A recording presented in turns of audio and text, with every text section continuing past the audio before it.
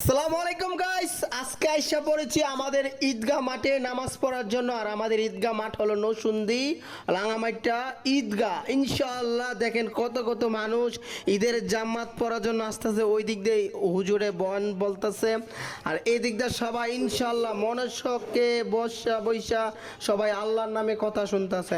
ইনশাআল্লাহ আমিও গাড়ি বয়ে এসে পড়ছি নামাজ পড়তে।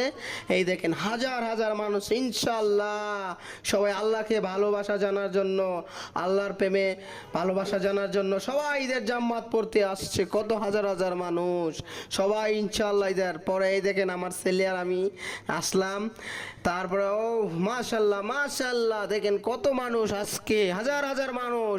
আজকে আমাদের পবিত্র ঈদ, ঈদের দিনে দেখেন কত মানুষ নামাজ পড়ার জন্য, আল্লাহকে রাজি খুশি করার জন্য। পুরো একটা মাস আমরা কষ্ট করেছি রোজা রেখে, সেই একটা মাস পরে আমরা এসেছি ঈদগায় নামাজ পড়ার জন্য। ইনশাআল্লাহ আজকে আমাদের ঈদের জামাত হতে যাচ্ছে, বিশাল বড় জামাত ইনশাআল্লাহ। হাজার হাজার মানুষ দেখেন গাইস, হাজার হাজার মানুষ, হাজার হাজার মানুষ একসাথে নামাজ পড়বে ইনশাআল্লাহ।